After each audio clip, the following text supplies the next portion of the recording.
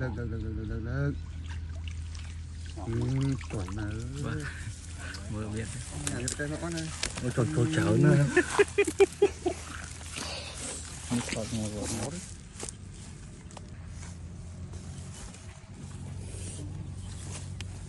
cái đám nó lên mẹ tầm muối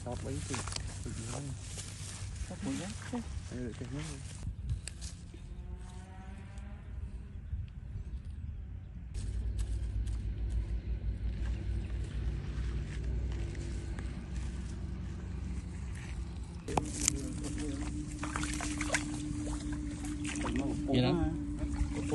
cục bún có mấy vật lý sáng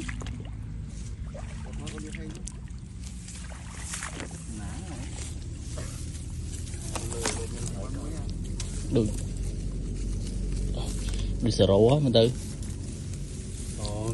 son ta có đạn miên không ăn miên phơi